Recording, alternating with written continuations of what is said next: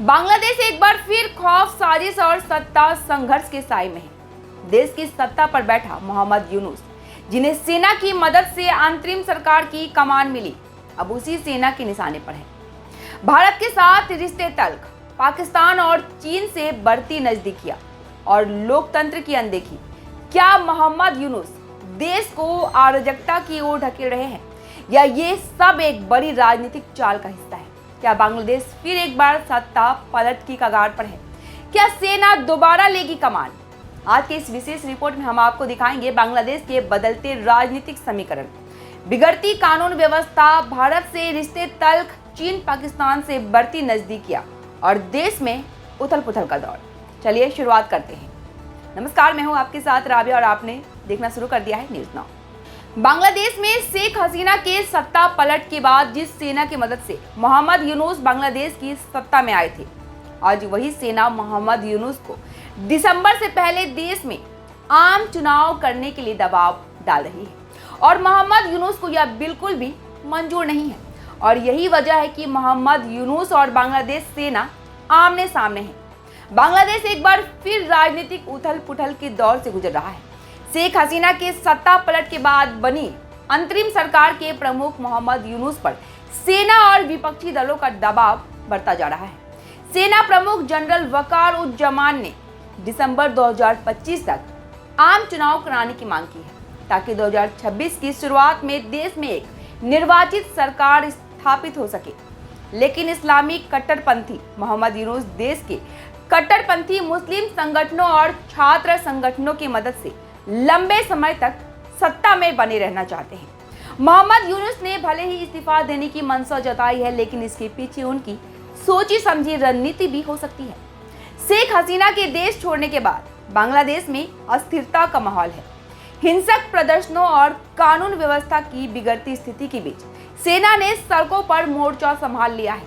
सेना प्रमुख ने यूनुस सरकार को अवैध करार देते हुए म्यांमार के रखाइन प्रांत के लिए प्रस्तावित मानवीय गलियारे को खारिज कर दिया और इसे देश की संप्रभुता के लिए खतरा बताया। देश का यह रुख यूनुस के लिए खतरे की घंटी मानी जा रही है। कुछ रिपोर्ट्स में दावा किया गया है कि यूनुस ने इस्तीफे की पेशकश भी की है। हालांकि इसे सहानुभूति बटोरने की रणनीति के तौर पर भी देखा जा रहा है। मोहम्मद यूनुस के सत्ता में आने के बाद से बांग्लादेश के रिश्ते भारत के साथ बेहद खराब हुए हैं और तनावपूर्ण बने हुए हैं। मोहम्मद यूनुस हमेशा से भारत विरोधी रहे हैं और यही वजह है कि मोहम्मद चीन और पाकिस्तान की मदद से भारत के कई इलाकों को अशांत बनाए रखने का प्रयास किया है। लेकिन भारत ने बांग्लादेश की इस रवैये के खिलाफ तुरंत कठोर कदम उठाए, जिसका सीधा असर बांग्लादेश की आर्थिक स्थिति पर भी पड़ा। मोहम्मद यूनुस, जो अंतरिम सरकार के प्रमुख सलाहकार के रूप में सत्ता में आए, अब उन पर आरोप लग रहे हैं कि वे कट्टरपंथी छात्र संगठनों और बांग्लादेश नेशनलिस्ट पार्टी के समर्थन से सत्ता को लंबे समय तक अपने पास रखना चाहते हैं। बीएनपी ने यूनुस पर चुनाव टालने का आरोप लगाया है, जिससे देश में राजनीतिक संकट गहरा रहा है। यूनुस बांग्लादेश में आम चुनाव के पक्ष में नहीं है। उनका मानना है कि बांग्लादेश की आंतरिक स्थिति अभी आम चुनाव कराने के लायक नहीं है। जब स्थिति में सुधार होगा, उसके बाद ही चुनाव करना संभव होगा। उन्होंने दावा किया है कि सुधारों के बाद ही देश में निष्पक्ष चुनाव संभव है। यूनुस के सत्ता में आने के बाद भारत और बांग्लादेश के संबंधों में कड़वाहट बढ़ी है। पाकिस्तान पर ऑपरेशन सिंदूर के बाद यूनुस सरकार भी काफी दबाव में है। यूनुस ने भारत पर शेख हसीना का पनाह देने और बांग्लादेश विरोधी गतिविधियों को बढ़ावा देने का आरोप लगाया है। भारत ने भी नरमी न दिखाते हुए बांग्लादेश के खिलाफ कई कड़े फैसले लिए। भारत ने बांग्लादेश से रेडीमेड गारमेंट्स, अन्य उत्पादों के आयात पर प्रतिबंध लगा दिया। भारत ने ट्रांसशिपमेंट सुविधा भी रद्द कर दी, जिससे बांग्लादेश की अर्थव्यवस्था पर गहरा असर पड़ा है। यूनुस सरकार के चीन और पाकिस्तान के साथ बढ़ते रिश्तों को भारत ने बहुत ही गंभीरता के साथ लिया है। बांग्लादेश, पाकिस्तान और चीन के साथ मिलकर भारत के पूर्वोत्तर राज्यों को अशांत करना चाहते हैं, जिसे भारत किसी भी हाल में बर्दाश्त नहीं करेगा।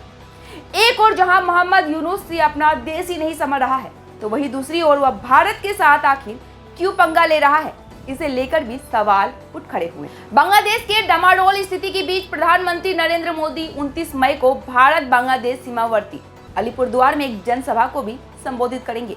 पाकिस्तान पर ऑपरेशन सिंदूर के बाद प्रधानमंत्री बांग्लादेश को क्या संदेश देंगे, इस पर भी हर किसी की नजर टिकी हुई है, क्योंकि सत्ता में आने के बाद मोहम्मद यूनुस आए दिन भारत के खिलाफ बयानबाजी करते रहते हैं, जिसे भारत ने बहुत ही गंभीरता से लिया है। अब उनके ही देश में हालात उनके खिलाफ बनते दिख रहे हैं। बांग्लादेश में बढ़ता सैन्य दबाव, यूनुस के इस्तीफे की पेशकश और भारत के साथ तनावपूर्ण रिश्ते बांग्लादेश को एक नए संकट की ओर धकेल रहे हैं। सेना और सरकार के बीच टकराव से तख्ता पलट की आशंकाएं भी जताई जा रही है। तो क्या मोहम्मद यूनुस बचा पाएंगे अपनी कुर्सी, या सेना की शक्ति और जनता का गुस्सा ले आएगा एक और सत्ता परिवर्तन? यह देखना दिलचस्प होगा। बांग्लादेश जिस मोड़ पर खड़ा है वहां हर फैसला इतिहास बदल सकता है। हमारी नजर बनी रहेगी इस बड़े सियासी संकट पर। फिलहाल के लिए दीजिए इजाजत, लेकिन याद रखिए अगली खबर भी हो सकती है एक नया मोड़।